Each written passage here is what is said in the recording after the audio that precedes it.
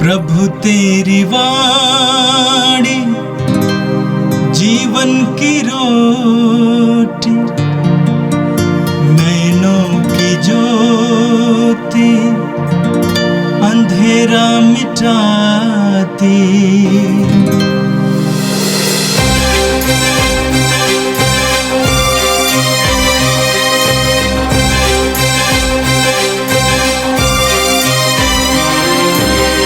प्रभु तेरी वाणी जीवन की रोटी, नैनों की ज्योति अंधेरा मिटाती।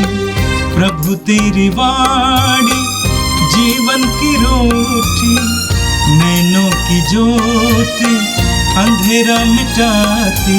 वाणी वाणी वाणी वाणी वाणी पवित्र है, शाश्वत है, जीवन का मन्ना है। 1 सितंबर शुक्रवार। पहला पाठ थेसलुनीकियों के नाम संत पौलुस का पहला पत्र, अध्याय 4 पद संख्या 1 से 8 तक। भाइयों, आप लोग हमसे यह शिक्षा ग्रहण कर चुके हैं कि किस प्रकार चलना और ईश्वर को प्रसन्न करना चाहिए, और आप इसके अनुसार चलते भी हैं।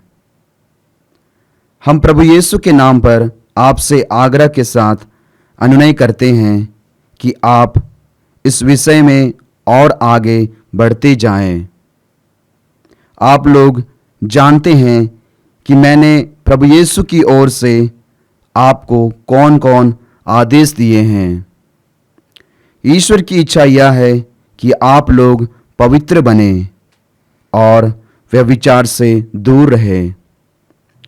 आप में से प्रत्येक धर्म और औचित्य के अनुसार अपने लिए एक पत्नी ग्रहण करे, गैर यहूदियों की तरह जो कि ईश्वर को नहीं जानते, कोई भी वासना के वशीभूत ना हो, कोई भी मर्यादा का उल्लंघन ना करे, और इस संबंध में अपने भाई के प्रति अन्याय नहीं करे, क्योंकि प्रभु इन सब बातों का कठोर दंड देता है, जैसा कि हम आप लोगों को स्पष्ट शब्दों में समझा चुके हैं। क्योंकि ईश्वर ने हमें अशुद्धता के लिए नहीं, पवित्रता के लिए बुलाया है। इसलिए जो इस आदेश का तिरस्कार करता है वह मनुष्य का नहीं बल्कि ईश्वर का तिरस्कार करता है, जिसने आपको अपना पवित्र आत्मा प्रदान किया है। यह प्रभु की वाणी है। संत मत्ती के अनुसार पवित्र सुसमाचार अध्याय 25 वाक्य 1 से 13 तक। यीशु ने कहा, उस समय स्वर्ग का राज्य उन 10 कुंवारियों के सदृश होगा जो अपनी मशाल लेकर दुल्हे की अगवानी करने निकली। उनमें से 5 नासमझ थीं और 5 समझदार। नासमझ अपनी मशाल के साथ तेल नहीं लाई, समझदार अपनी मशाल के साथ साथ कुप्पियों में तेल भी लाई। दूल्हे के आने में देर हो जाने पर सब ऊँघने लगी और सो गई। आधी रात को आवाज आई, देखो दूल्हा आ रहा है, उसकी अगवानी करने जाओ। तब सब कुंवारियां उठीं और अपनी अपनी मशाल संवारने लगीं। नासमझ कुंवारियों ने समझदारों से कहा, अपने तेल में से थोड़ा हमें दे दो, क्योंकि हमारी मशालें बुझ रही हैं। समझदारों ने उत्तर दिया, क्या जाने कहीं हमारे और तुम्हारे लिए तेल पूरा ना हो। अच्छा हो, तुम लोग दुकान जाकर अपने लिए खरीद लो। वे तेल खरीदने गई थीं कि दूल्हा आ पहुंचा। जो तैयार थी उन्होंने उसके साथ विवाह भवन में प्रवेश किया और द्वार बंद हो गया। बाद में शेष कुंवारियां भी आकर बोली, प्रभु प्रभु, हमारे लिए द्वार खोल दीजिए। इस पर उसने उत्तर दिया, मैं तुमसे कहता हूं, मैं तुम्हें नहीं जानता। इसलिए जागते रहो, क्योंकि तुम ना तो वह दिन जानते हो और न वह घड़ी। यह प्रभु का दिव्य सुसमाचार है। ख्रिस्त प्रभु की जय। मेरे प्रिय भाई और बहनों, आज का पहला पाठ थिस्सलुनीकियों के नाम संत पौलुस के पहले पत्र के अध्याय 4 से लिया गया था। हम प्रेरित चरित्र में पढ़ते हैं कि मसीहियों को नवीन पंथ के लोग कहा जाता था। संत पौलुस स्वयं उन्हें नवीन पंथ के लोग कहते हैं। मसीही नवीन पंथ के लोग हैं। मसीहत एक नया पंथ है, एक नई जीवन शैली है, एक नया जीवन दर्शन है। मसीही वो है जिसने यीशु को अपना मार्ग बनाया है, यीशु की शिक्षाओं को अपने जीवन की शैली बनाई है। लेकिन धीरे धीरे हम धर्म में परिवर्तित हुए। जैसे हर धर्म में एक ग्रंथ होता है, हमारा भी ग्रंथ है। हर धर्म का अपना कर्मकांड होता है, हमारा भी कर्मकांड है। धीरे धीरे हम इन सारी बातों में फंसने लगे। लेकिन सच्चाई यह है कि हम मसीहियों को मसीह की शिक्षा के अनुसार जीवन जीना चाहिए। फिलिपियों के पत्र के अध्याय 1 उसके वाक्य 27 में संत पौलुस कहते हैं, सबसे आवश्यक बात यह है कि हमारा जीवन सुसमाचार के अनुयोज्य हों, अनुकूल हों। आज के पाठ में संत पौलुस थिस्सलुनीकियों के बारे में अपनी संतुष्टि को प्रकट करते हैं। वो कहते हैं, भाइयों, आप लोग हमसे ये शिक्षा ग्रहण कर चुके हैं कि किस प्रकार चलना और ईश्वर को प्रसन्न करना चाहिए, और आप इसके अनुसार चलते भी हैं। यानी हमारा जीवन प्रभु के मार्ग पर चलना है, प्रभु को प्रसन्न करने योग्य जीवन जीना है। पौलुस कहते हैं कि आप आगे भी इसी तरह करते रहें। आगे संत पौलुस उन्हें पवित्रता के बारे में बताते हैं, शुद्धता के बारे में बताते हैं। पौलुस कहते हैं, ईश्वर की इच्छा यह है कि आप लोग पवित्र बने और व्यभिचार से दूर रहें। ईश्वर की इच्छा यह है कि आप लोग पवित्र बने और व्यभिचार से दूर रहें। लेवी ग्रंथ के अध्याय 11 वाक्य 44 में प्रभु कहते हैं, पवित्र बनो क्योंकि मैं तुम्हारा प्रभु ईश्वर पवित्र हूं। पवित्र बनो क्योंकि मैं तुम्हारा प्रभु ईश्वर पवित्र हूं। पवित्र ग्रंथ बाइबल में बताती है कि ईश्वर ने हमें अपना प्रतिरूप बनाया है, और बाइबल यह भी सिखाती है कि ईश्वर पवित्र है। ईश्वर ने हमें अपना प्रतिरूप बनाया है, इसलिए पवित्रता हमारा जन्मसिद्ध अधिकार है। पवित्रता हमारा जन्मसिद्ध अधिकार है और हम पवित्रता के लिए बुलाए गए हैं। पौलुस कहते हैं कि ईश्वर चाहता है कि आप लोग पवित्र बने और व्यभिचार से दूर रहें। आगे पौलुस उनको समझाते हैं। पौलुस कहते हैं, आप में प्रत्येक धर्म और औचित्य के अनुसार अपने लिए एक पत्नी ग्रहण करें। एक पत्नी ग्रहण करें। एक बहुत गहरी बात है और इसको समझना आवश्यक है कि प्रभु का वचन हमें एक पत्नी रखने के लिए ही इजाजत देता है।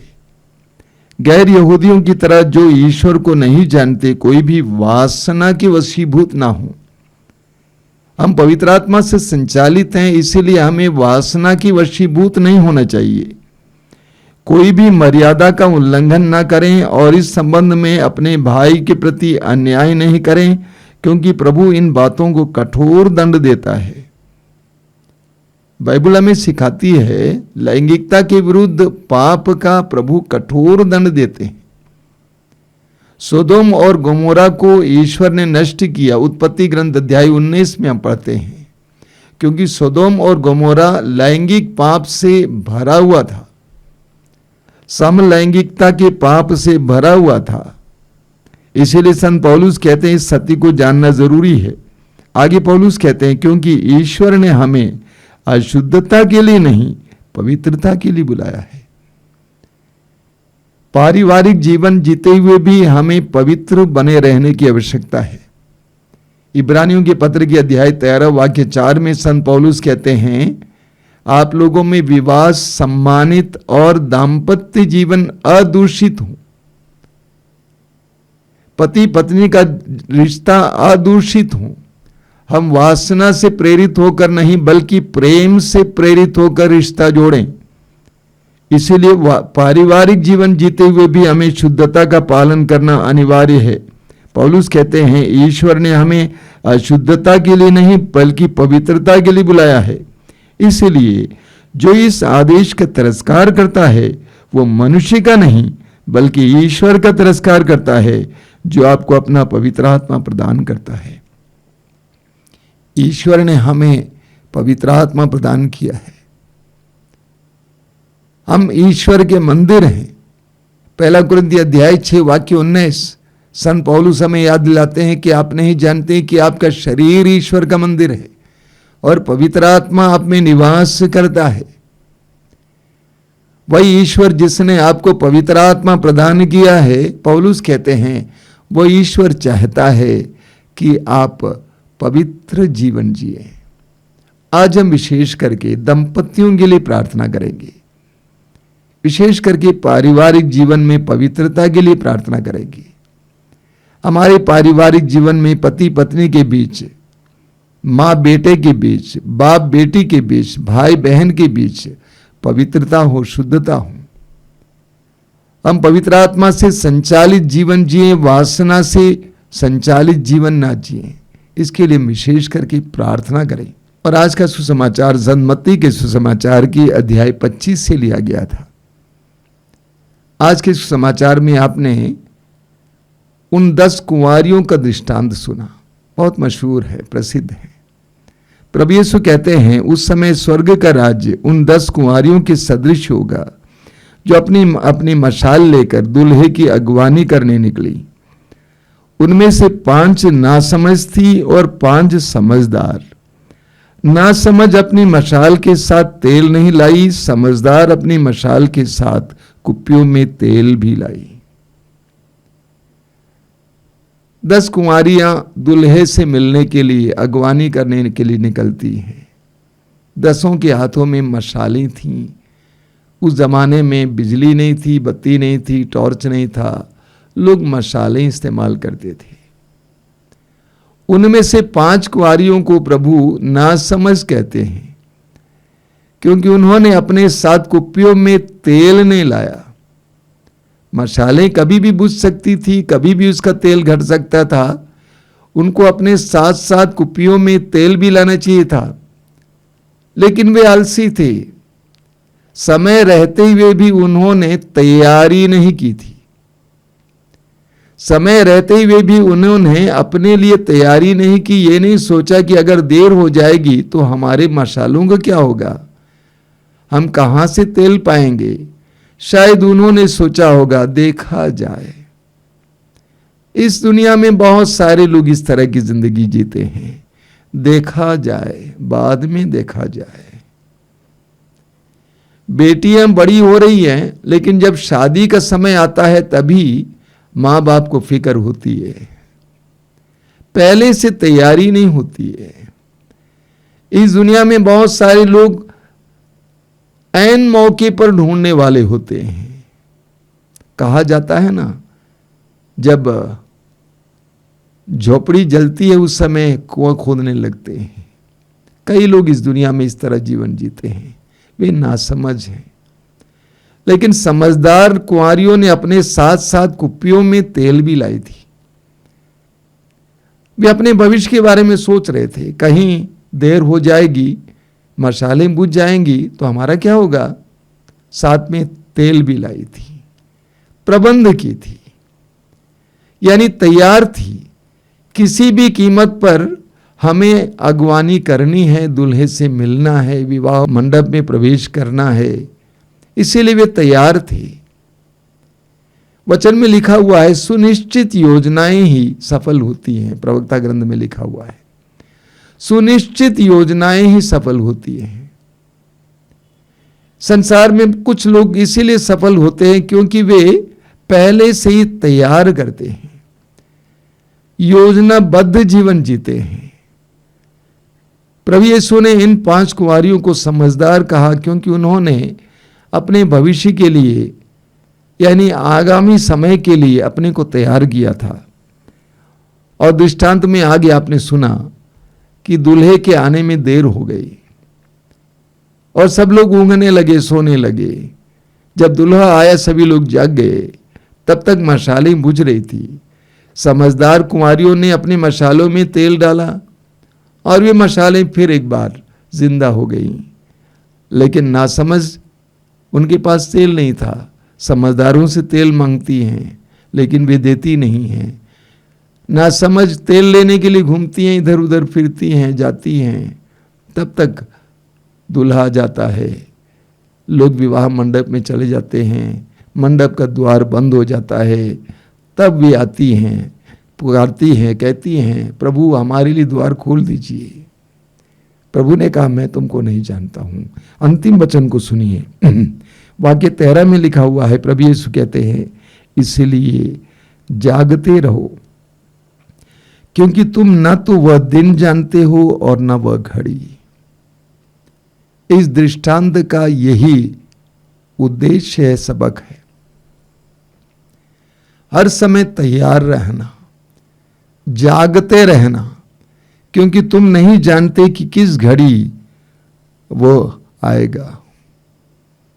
तुम नहीं जानते किस समय प्रभु आएंगे। सुसमाचार में और प्रकाशना ग्रंथ में भी प्रभु कहते हैं, मैं चोर की तरह आऊंगा। प्रभु किस समय आएंगे हम नहीं जानते। एक समझदार व्यक्ति हमेशा हर समय तैयार रहता है। आप मदर टेरेसा के भवनों में जाएंगे तो वहां पर चैपल के बगल में जहां पर पुरोहित मिस्सा बलिदान के लिए अपने आप को सजाता है, वस्त्र पहनता है, वहां पर एक सुंदर बात लिखी हुई आपको मिलेंगी। वहां लिखा हुआ है, हे पुरोहित, ये मिस्सा बलिदान इस तरह बोलो मानो ये आपका पहला बलिदान है, मानो ये आपका एकमात्र बलिदान है, मानो ये आपका अंतिम मिस्सा बलिदान है। यानी हर समय तैयार रहना। मेरे प्रिय विश्वासी भाई और बहनों, मसीह भाई और बहनों, हमारा जीवन इस प्रकार हो कि हर समय तैयार रहें। हम समझदार कुंवारियों की तरह हर समय तैयार रहें। अपने कुप्पियों में तेल लिए रहें, भक्ति का तेल, प्रेम का तेल, विश्वास का तेल, श्रद्धा का तेल, पवित्रता का तेल। हम नहीं जानते कि किस समय प्रभु आएंगे। हम उससे मिलने के लिए सतत तैयार रहें। आइए हम प्रार्थना करें। प्रभु यीशु, धन्यवाद देते हैं आज के सुंदर दिन के लिए, तेरे पवित्र वचनों के लिए धन्यवाद देते हैं। एक एक दृष्टांत के द्वारा तू हमारे सामने बड़े बड़े रहस्यों को खोल के रखता है, इसके लिए धन्यवाद देते हैं। हमें जीवन भर एक ऐसा जीवन जीने की कृपा दे कि हम तुझसे मिलने के लिए सदा तैयार रहें, तेरी कृपाओं को प्राप्त करने के लिए सदा तैयार रहें। उन समझदार कुंवारियों की तरह तुझसे मिलने के लिए तैयार रहें, अपने को पूरी तरह से तैयार रखें। ये प्रभु यीशु वचनों को सुनने वाले मेरे भाई बहनों को आशीर्वाद देना। आज का संपूर्ण दिन उनके लिए आशीष का दिन बने, कृपा का दिन बने। आमीन। प्रभु तेरी वाणी जीवन की रोटी, नैनों की ज्योति अंधेरा मिटाती। वाणी वाणी वाणी वाणी वाणी पवित्र है, शाश्वत है जीवन।